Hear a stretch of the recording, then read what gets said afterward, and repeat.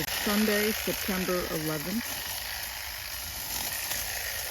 about 2 weeks after the last video where we showed where we were cutting down Phragmites in order to reveal the salt marsh fleabane and the marsh rose hibiscus.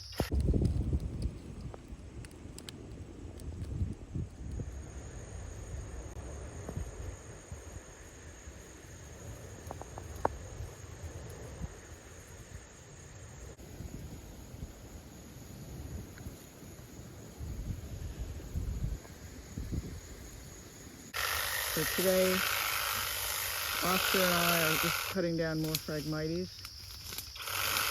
We're not seeing any salt marsh fleabane or marsh mallow in this area. We were seeing it over to the east, but we're not seeing it here. So here we're just cutting. We're just cutting, and hopefully we'll see if anything comes up. So I was doing some research last night about the life cycle of the Phragmites, and there's three stages to their life cycle.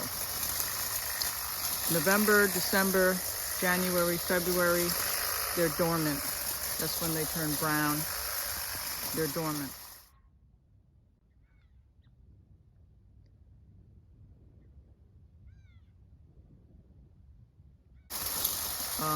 April, May, June, July is their growing phase, where they are using a lot of the energy they had stored in their rhizomes the fall before, and they're growing obviously using photosynthesis as well, in addition to the energy they stored in their rhizomes.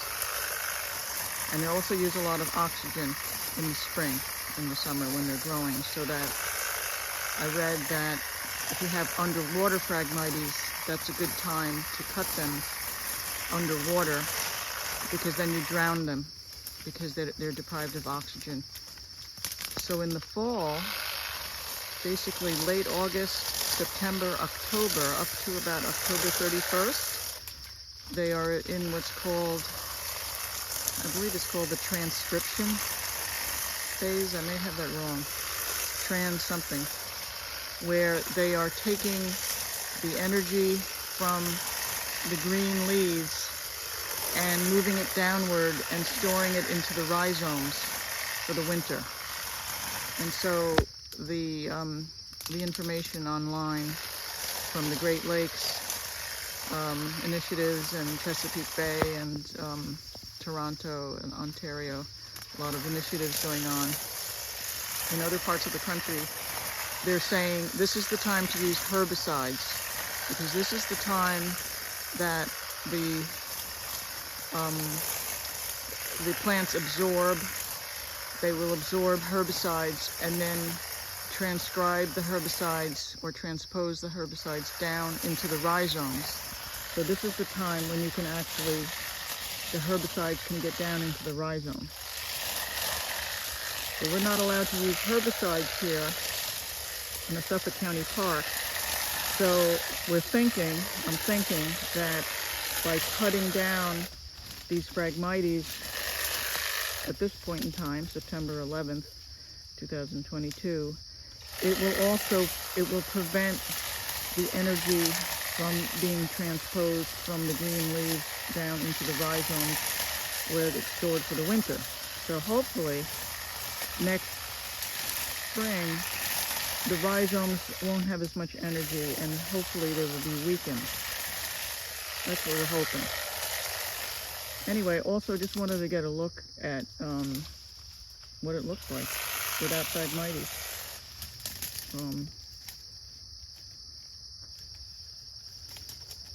Phragmites are not supposed to be here, and there's these trees behind, and I just want to see where the Phragmites kind of meet the trees and see what's going on there. Okay, so now I'm gonna go cut a little bit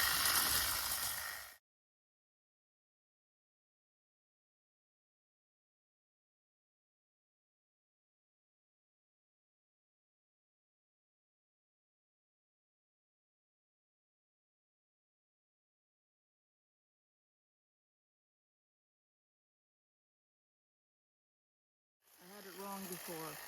It's called translocating. That's what happens in August, September, and October when they move the energy that's stored in the green leaves down to the rhizomes for the winter. And they're stored in the rhizomes all winter during the dormancy. So what we're trying to do is prevent the translocation from happening, because we are cutting down the stalks, so there is nothing to transmit down to the rhizomes. And hopefully the rhizomes will be weakened in next spring. And maybe if we keep doing this a couple of seasons, I doubt it will be instantaneous. If we do it a few seasons, we'll weaken the rhizomes enough. We'll just keep it down. If you keep trimming it down, it's got to have an effect. So what we're trying to do is see what's really, there's some trees here, and we want to get all these Phragmites out and see what's underneath the trees, like what really should be there when the Phragmites are gone.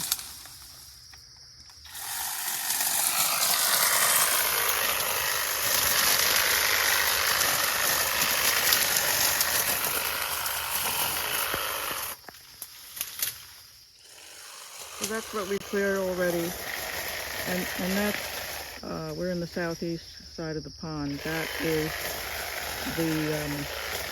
where all those swamp rose mallows are. That's that patch right there. But in the foreground, there's really nothing. There's no swamp rose mallow. There's no what do you call them? Swamp fleabane. There's nothing. I really can't see any kind of other species here. The Phragmites were very, very thick here, very tall, very thick, very healthy, and they probably outcompeted everything in this particular area.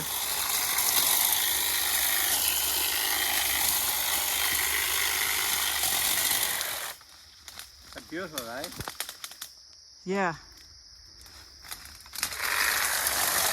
So this is the beginning of the translocation phase, when they're flowering, and they're going to set seed. So we're also, by cutting them down, we're preventing them from setting seed.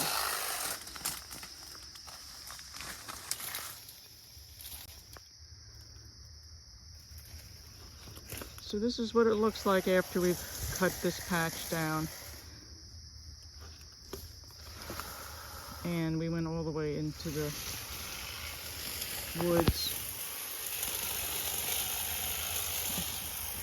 There's some of that ground cell bush, that baccharis that we saw elsewhere, and there's some privets in there, and there's some honeysuckle, and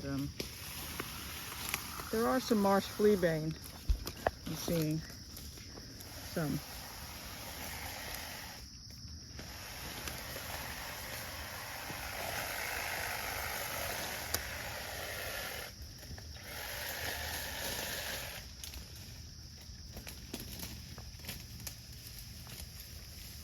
So we're in the southeast corner, just finishing this up, and then we'll move somewhere else.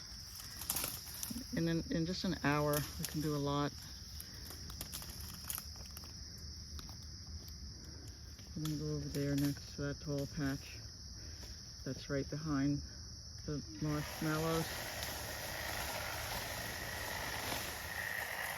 Some rose swamp mallow here too.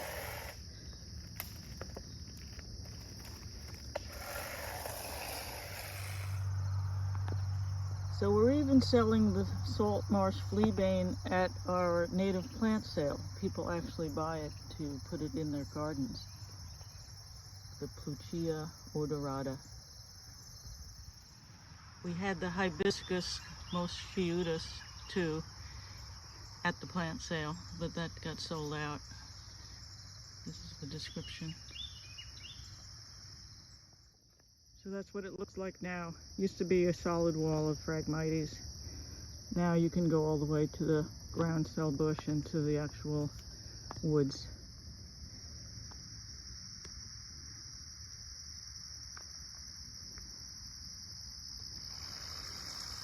And here are the swamp rose mallow.